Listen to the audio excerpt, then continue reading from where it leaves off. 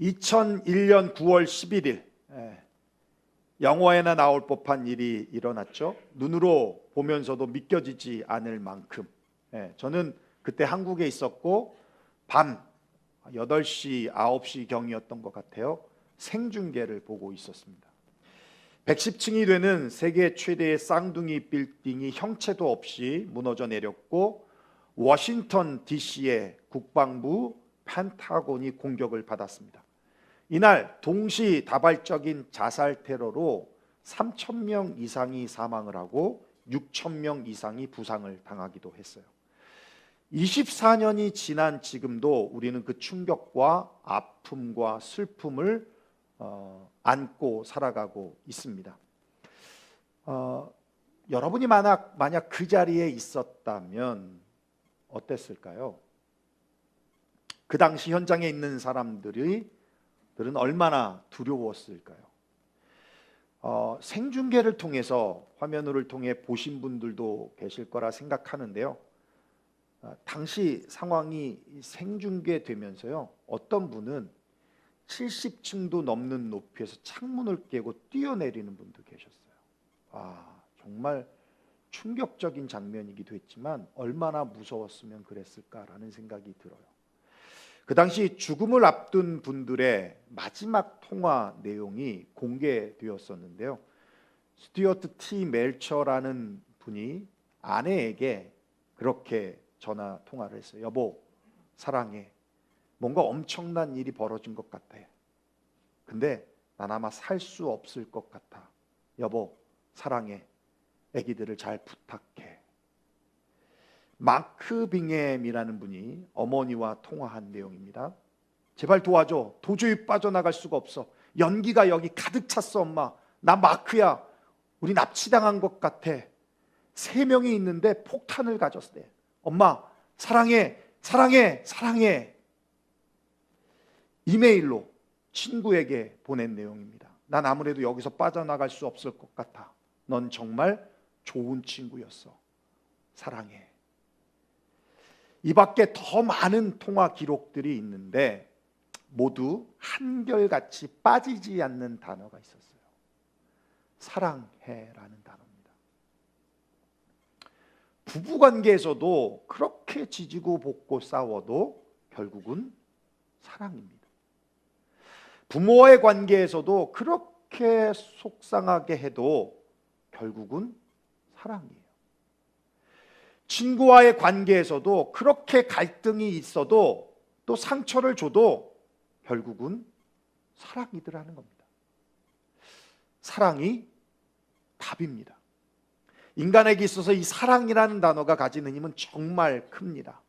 원수도 사랑할 수 있는 힘이 사랑이라는 단어에서 나오고요.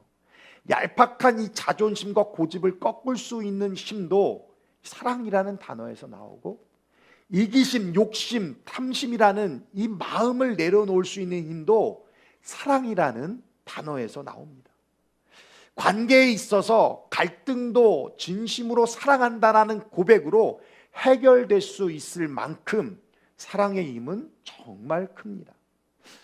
그럼에도 불구하고 우리 인간들은 참 어리석어서 사랑해도 사랑한다는 말 못하고, 혹 내가 사랑하는지조차도 모르기도 하고, 잃고 나서야, 상처받고 나서야, 죽음 직전과 같은 이 막다른 골목으로 내몰릴 때야 돼서야 내 속에 사랑이 있었음을 깨닫는 것을 보면 이게 인간의 어리석음이고 인간의 한계라는 생각이 듭니다. 바울은 오늘 그 사랑의 힘을 빌어서 갈라디아 교인들에게 호소하고 있어요. 우리가 2주 전에 자유에 대해서 말씀을 나눴습니다. 1절 말씀이에요. 우리 한번 다시 읽어볼까요? 시작. 그리스도께서 우리를 자유롭게 하려고 자유를 주셨으니 그러므로 굳건하게 서서 다시는 종의 멍에를 매지 말라. 그 자유는 예수님께서 십자가의 희생을 통해 얻은 자유였습니다. 그 자유는 세상에서 경제적 자유와 비교될 수 없는 영혼의 자유고 죄로부터의 자유였어요. 또 그 자유는 율법으로부터의 자유였습니다. 할례를 받고 안식일법을 지키고 음식법을 지키는 그런 율법 전체를 지켜야만 구원을 받을 수 있다는 이 거짓 교사들의 주장하는 이 율법의 멍에로부터의 자유였다는 겁니다. 여러분, 구원은 행위로 이루어질 수 없어요. 구원은 오직 은혜이고 믿음입니다. 여러분 믿습니까?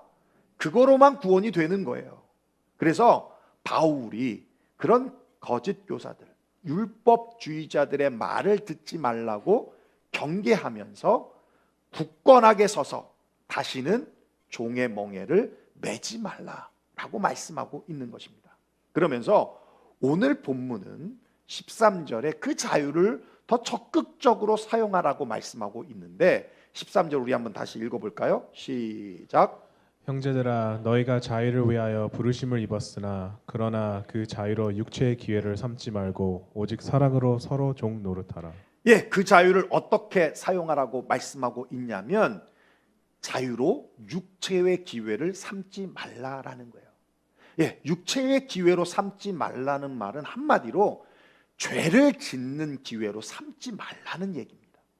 우리가 구체적으로 본문으로 보진 않았지만 19절로부터 21절의 말씀에 이렇게 기록하고 있어요. 육체의 일은 분명하니 곧 음행과 더러운 것과 호색과 우상 숭배와 주술과 원수 맺는 것과 분쟁과 시기와 분냄과 당짓는 것과 분열함과 이단과 투기와 술 취함과 방탕함과 그와 같은 것들이라. 전에 너희에게 경계한 것 같이 경계하노니 이런 일을 하는 자들은 하나님의 나라를 유업으로 받지 못할 것이라. 여러분 보시면 아시겠지만 성령에게 불순종하고 우리 안에 있는 육체의 욕심과 본능적 욕구에 순종하는 삶을 말하는 거예요. 그렇습니다. 왜 주님이 죽으심으로 주신 자유를 이렇게 육체의 기회, 죄를 짓는 기회로 삼고 있느냐면 하늘의 가치가 아니라 이 세상의 가치에 더 마음을 두기 때문이라는 거예요. 마태복음 13장에 보면 밭에 감추인 보화에 대한 비유가 있는데 한 사람이 어떤 사람의 밭에서 밭일을 하고 있었어요. 돈을 받고 했겠죠. 밭일을 하고 있는데 호미질을 하고 있는데 뭔가 툭툭 걸려서 봤더니 상자예요. 그러고 봤더니만 보물이 가득한 거예요. 그래서 그걸 다시 덮어놓고 집에 가서 자기가 가지고 있는 모든 재산을 다 팔아서 그 주인한테 가. 이 밭을 나에게 팔으라고 해서 그 밭을 산 겁니다. 예수님께서 이 비유의 말씀을 주신 이유는 천국은 밭에 감추인 보화와 같다는 거예요. 너가 가지고 있는 모든 것을 올인해서 천국을 살 수 있다면 그렇게 살라는 거예요. 그 정도의 가치가 있다는 얘기입니다. 그런데 그 비유에 또 다른 의미가 있어요. 우리가 바로 그 밭에 감추인 보화라는 거예요. 왜냐하면 예수님이 올인하셔서 우리를 사셨으니까. 우리를 십자가의 죽으심으로 우리를 속량이라고 그러잖아요. 그것은 대신값을 치러주셨다는 거예요. 속량해 주셨으니까. 그러므로 우리 주님이 우리에게 주신 자유는요, 우리를 밭에 감추인 보화와 같은 존재로 여기셨다는 증거입니다. 그 가치를 안다면 그 자유를 우리가 어떻게 써야 하냐는 거예요. 제가 26살 때 어머니가 돌아가셨습니다. 어머니 연세가 59세였어요. 네, 굉장히 젊은 나이셨죠. 아버지가 85세에 소천하셨으니까 굉장히 일찍 돌아가신 거예요. 저희 집이 5남매인데 넷째 형님까지 결혼한 상태였고 저는 이제 그때 사모를 만난 상태는 아니었던 걸로 기억이 되는데 누굴 만나고 있었지? 네. 집사님 아세요? 제가 누구 만났는지? 모르시죠? 네. 모르시지. 당연히 모르시겠죠? 네. 나중에 제가 이제 우리 사모 만나서 결혼을 할 때 큰 누님이 저에게 금 10돈이죠. 한 양. 그것도 이렇게 뭐 거북이로 돼 있는 게 아니라요. 막 이렇게 조각조각 모아져 있는 것들을 이렇게 주시는 거예요. 근데 이게 뭐냐 그랬더니 어머니가 장가갈 때 페물루스라고. 예, 그때는 다이아, 루비, 금반지 이거 기본적으로 3개 했잖아요. 그죠? 예, 저도 3개 했는데 이 사모 줬죠. 예, 근데 이렇게 할 때 돈이 많이 드니까 이거를 준비해 주셨던 거예요. 그리고 돌아가실 때 제가 장가가는 걸 못 보고 돌아가시니까 준비한 거를 우리 큰 누님에게 주고 장가갈 때 주라고 유언을 하신 거죠. 예. 그러니까 돌아가셔도 자식 걱정이고 자녀 생각이고 그런 것 같아요, 부모는. 근데 여러분 그 금을 제가 받아서 술 먹는데 썼겠습니까? 도박하는데 그 금을 팔아서 썼겠습니까? 코인 투자하는데 내가 그 금을 썼겠습니까? 건축원금 드렸어요. 건축원금. 그런 말이 있어요. 결혼해서 폐물은요 3년 안에 해결 못하면 도둑님이 가져가신다고. 그래서 잃어버린 분들 진짜 많아요. 예. 그래서 그 당시에 교회가 이제 건축하고 있어가지고 뭐 목회자가 받는, 그때는 뭐 전도사였으니까 받는 월급이 얼마나 됐겠어요. 근데 건축원금을 드려야겠다는 작정한 마음이 있어서 사모하고 이거 어차피 잃어버릴 거 이거 어차피 하나님 앞에 드리자. 이게 어머니에게도 기쁨이 될 것이다. 해가지고 건축원금을 드렸습니다. 여러분 나를 위해서 내 욕심 채우려고 이 땅에 떵떵거리며 살기 위해서 그렇게 육체의 기회로 자유를 쓰시겠습니까? 그러면 그 결과가 어떻게 되는지 아십니까? 15절에 말씀하고 있어요. 만일 서로 물고 먹으면 피차 멸망할까 조심하라. 여러분 우크라이나와 러시아의 전쟁이 벌써 3년째 되고 있습니다. 내년 2월이면 3년이에요. 도대체 전쟁의 승자가 누구입니까? 이 승자 없는 전쟁입니다. 주신 자유로 이렇게 싸우고 물어뜯고 비방하고 그러면 피차 망하는 거예요. 그렇다면 주신 자유로 우리는 어떻게 해야 하느냐? 따라합시다. 오직 사랑으로 서로 종노릇하라. 예, 오직 사랑으로 서로 종노릇하라. 사랑하라는 것입니다. 하나님을 사랑하고 이웃을 사랑하라는 거예요. 비판하고 정죄하는 것이 아니라 오늘도 주님을 더욱 사랑하고 사랑하는 사람을 사랑하고 사랑해야 될 사람들을 사랑하라는 거예요. 우리에게 주신 자유가 사랑으로 섬기는 곳에 사용되어진다면 그게 성화고 그게 거룩이라는 겁니다. 예수님의 사랑은 이익을 구하는 사랑이 아니에요. 예수님의 사랑은 순수하고 순결한 사랑입니다. 그래서 예수님의 사랑에는 언제나 감격이 있고 감동이 있어요. 그런데 사랑이 오염되면, 즉 이익을 얻기 위한 사랑이라면, 순수하지 못한 사랑이라면 그곳에는 집착이 나타나고 시기와 질투가 가득하고 다툼과 갈등이 끊이지 않는 곳이 된다라는 것입니다. 서로 사랑으로 종노릇하려면 서로를 위해 기도하는 데서부터 시작이 되어야 합니다. 기도가 정말 중요하다는 것을 그렇게 강조하고 그렇게 기도하라고 말씀을 드려도 기도하지 않아요. 예, 여러분 평상시에 기도하지 않아도 좋아요. 근데 내가 봐도, 이 사람이 봐도, 저 사람이 봐도 저 사람은 정말 기도가 필요해, 정말 기도를 해야 할 사람이야 라고 보이는데도 불구하고 기도하지 않아요. 너무 답답합니다. 우리가 지난 10월에 러브리저지 일요일 부흥회를 했었는데요. 어떤 분이 그런 간증을 하세요. 자신도 모르게 어떤 분이 눈에 자꾸 거슬린대요. 여러분 그럴 때도 있죠.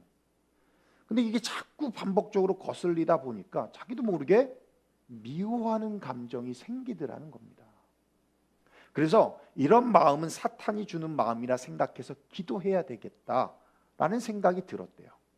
근데 그날 우리 교회에서 부흥회를 하는데 마지막 순서가 우리 교인들 다 앞으로 나오고 50 목사님들이 이렇게 둘러쳐서, 그래서 우리 교회를 축복해 주시는 순서가 항상 있어요.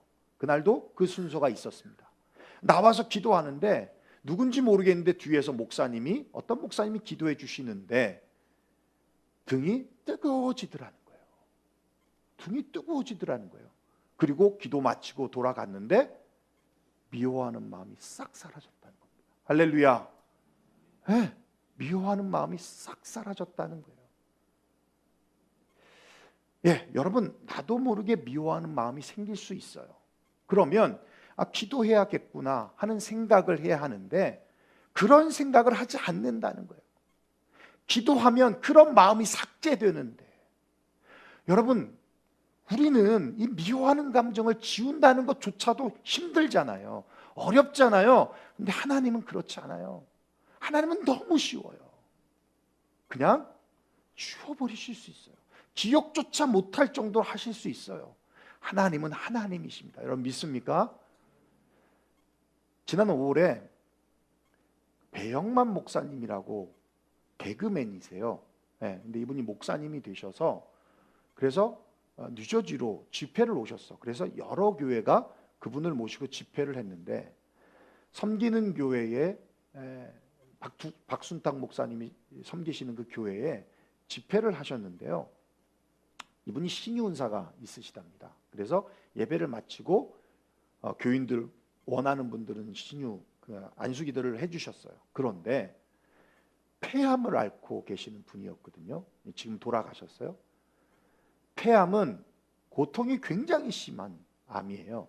우리 지석이 아버지도 폐암이라고 봐야겠죠. 희귀암으로 돌아가셨는데 고통이 굉장히 심하셨어요.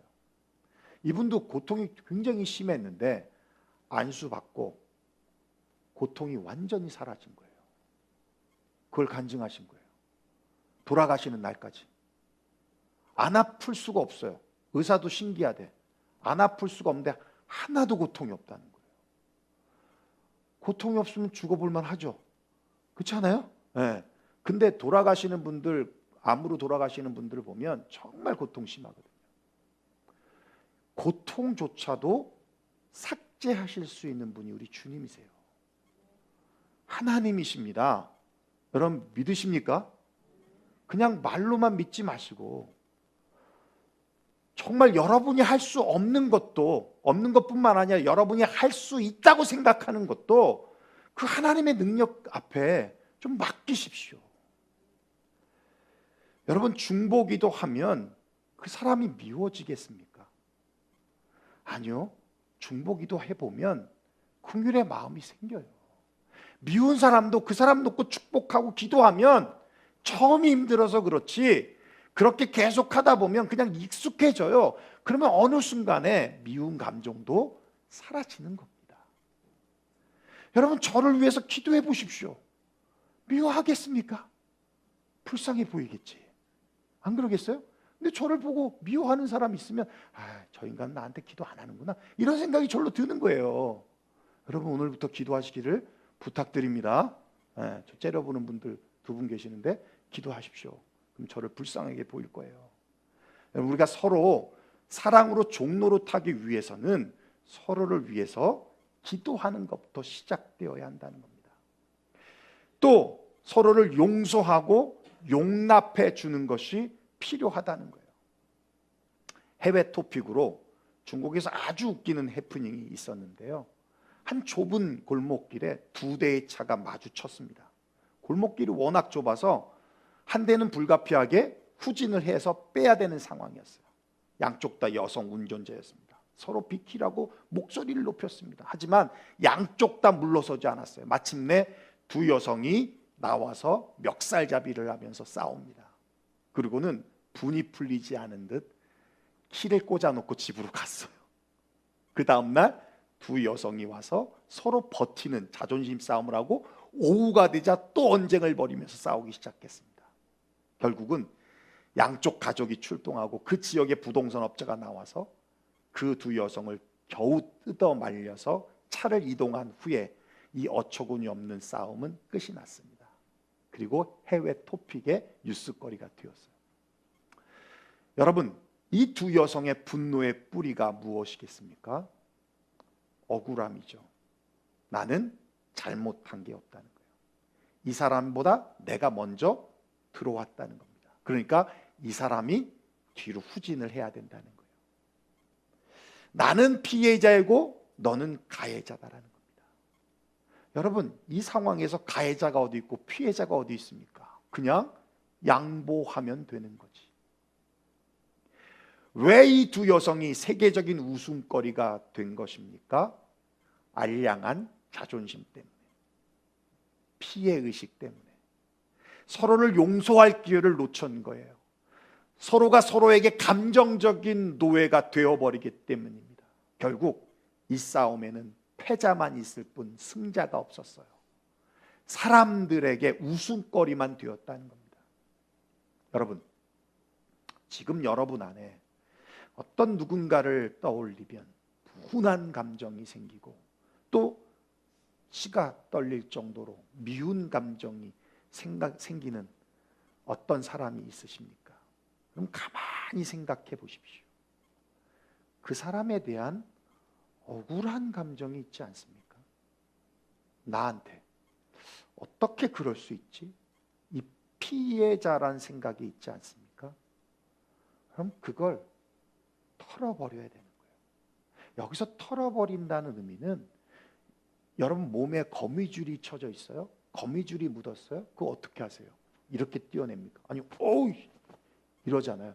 이렇게 털어버려야 되는 문제라는 겁니다. 에베소 우리 4장 32절 한번 읽어볼까요?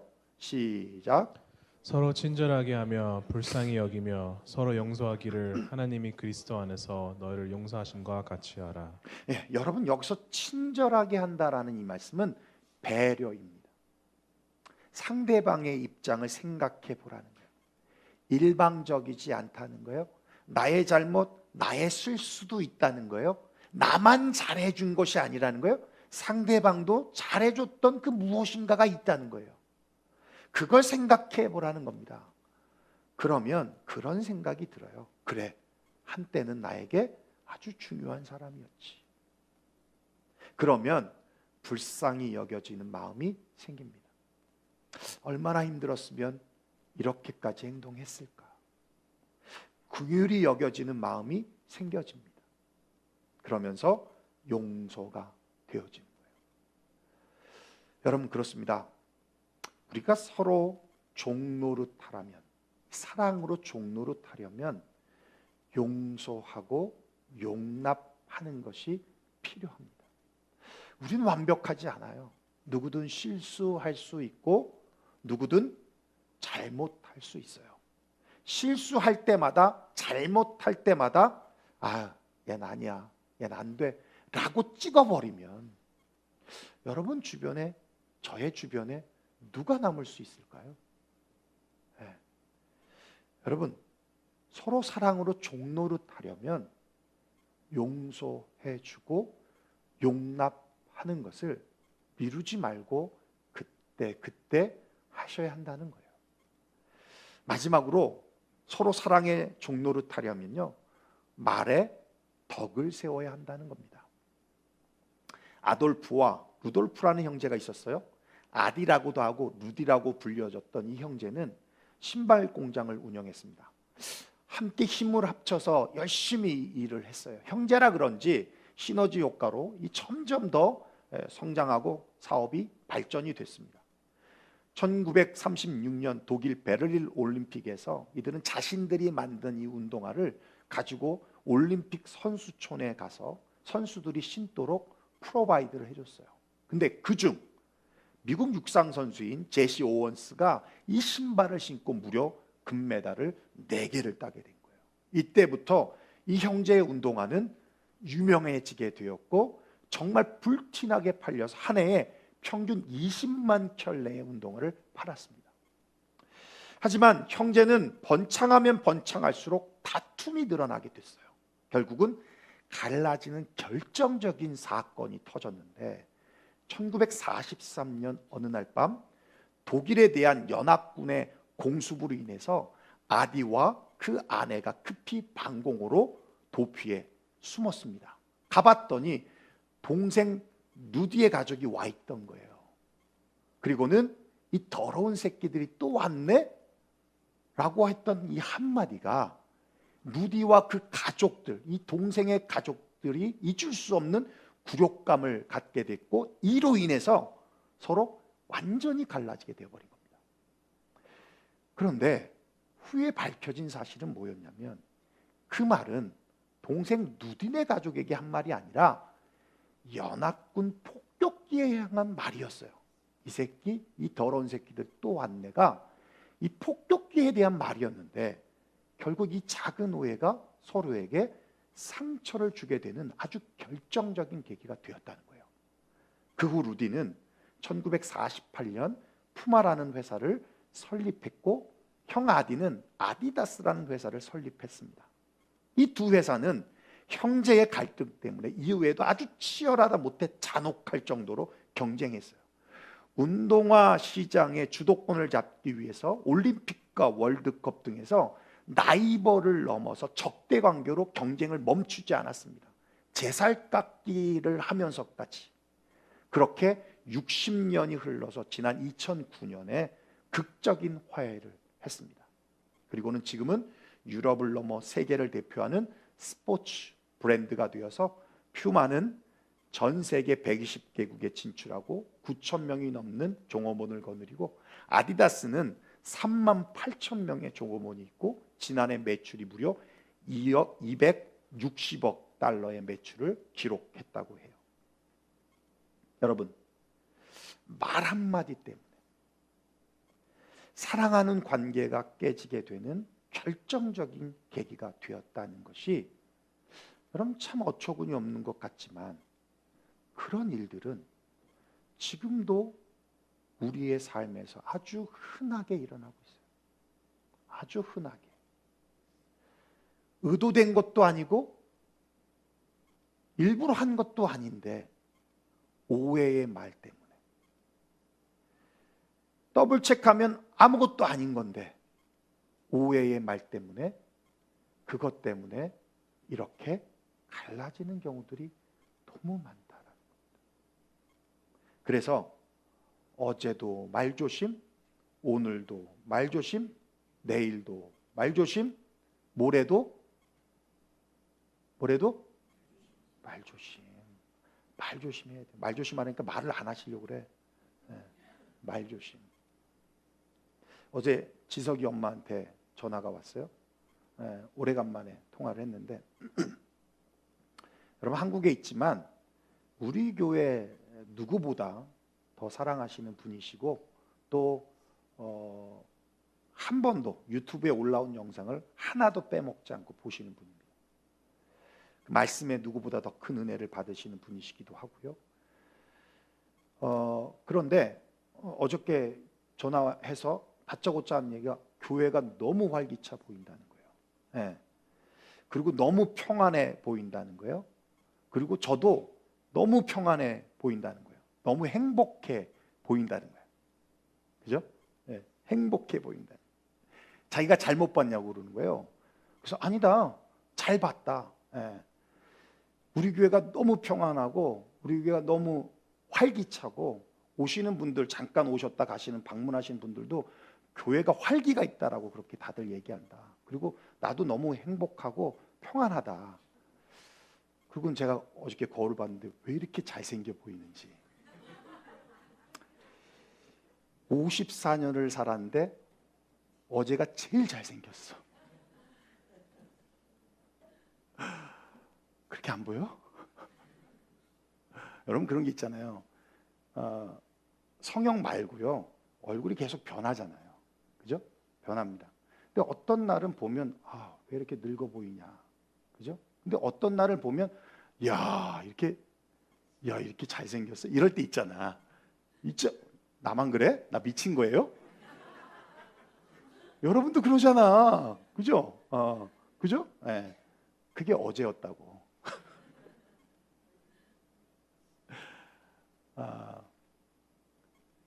네. 나이를 먹으면 먹을수록 그 얼굴은 자기가 이제 책임을 지는 거잖아요. 그렇죠? 네. 만들어가는 거예요, 얼굴이. 그래서 여자분들은 잘 모르겠습니다만 남자분들은 참 중후하게 늙어간다는 거. 그죠? 예. 장동건이라고 하는 배우는 우리 사모가 참 좋아하는 배우였어요. 근데 장동건 맞죠? 예. 저한테는 라이벌이었는데, 근데 그분이 지금은요 이상하게 늙었어. 이상하게 늙었어. 근데 우리 사모가 또 좋아하는 배우가 있어요. 고수라는 분입니다. 그분도 역시 저의 라이벌이긴 한데, 예, 한 번도 만나본 적은 없어요. 근데 그분은 참 중후하게 늙어가고 있는 것 같아요. 예, 같이 연예인으로서 얼굴을 가꾸길 텐데 왜 누구는 이렇게 늙어갈까? 예, 우리는 이렇게 늙어갈까? 근데 저는 중후하게 늙어가고 있다는 얘기를 하고 있는 거예요. 저는 이게 지난 한 해 동안 우리가 붙잡았던 말씀의 열매라고 생각합니다. 한 사람이면 패하고 두 사람이면 맞설 수 있고 세 겹줄은 쉽게 끊어지지 않는다. 여러분 표가 better, better, 예, 이 결과, 이 열매라고 저는 믿어요. 2024년도 여러분 정말 수고 많으셨습니다. 또 여러분들과 제가 함께 믿음 생활하고 공동체를 이루어서 정말 행복했습니다. 변함없이 우리 유용교회와 함께 하신 우리 주님이 계셔서 진짜 행복했습니다. 어떻게 보면 오늘 말씀이 한 해의 마무리의 말씀과도 같아요. 서로 사랑으로 종노릇하자.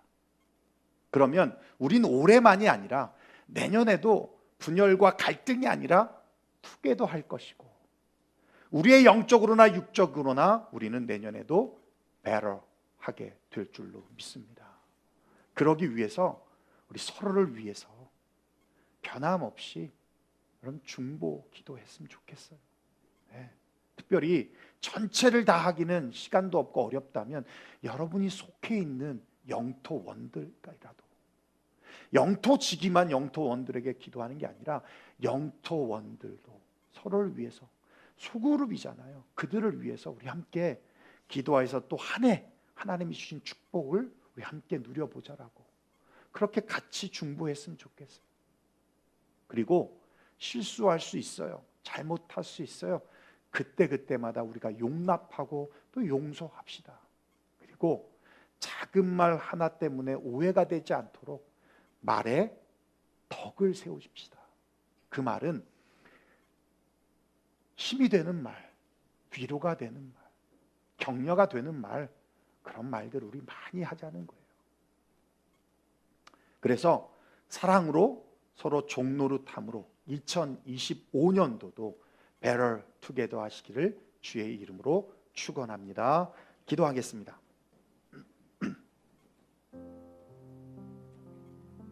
예, 오늘 말씀 들은 대로 우리 함께 기도했으면 좋겠어요. 지난 한 해를 돌아보면서 하나님의 은혜였음을 고백했으면 좋겠고, 주님 주신 말씀 붙들고 한 해 살았더니 하나님이 이렇게 우리 유용교회를 성장케 하시고 또 우리 가족을 축복해 주시고 우리의 비즈니스를 변함없이 이끌어 주시고 우리의 직장 가운데 나의 위치가 더욱더 공고하게 하나님 인도해 주셔서 너무너무 감사합니다. 하나님, 오늘 우리에게 주신 말씀처럼 사랑으로 서로 종노릇 할 수 있는 공동체, 가정이 될 수 있도록, 그래서 서로를 위해 변함없이 중보기도 하고 서로 용납하고 용서하고 또 말에 덕을 세울 수 있는 우리 공동체가 될 수 있도록, 우리의 삶이 될 수 있도록, 우리 자신이 될 수 있도록 우리 시가 함께 기도해서 2024년은 이렇게 맞춰지지만 또 우리는 새로운 말씀으로 한 해를 시작하지만 2025년도 better together 할 수 있는 우리 모두가 될 수 있도록 우리 함께 기도하며 나아갔으면 좋겠습니다. 함께 통성으로 기도해야겠습니다. 고마우신 우리 아버지 하나님, 감사와 영광을 주님 앞에 올려드립니다.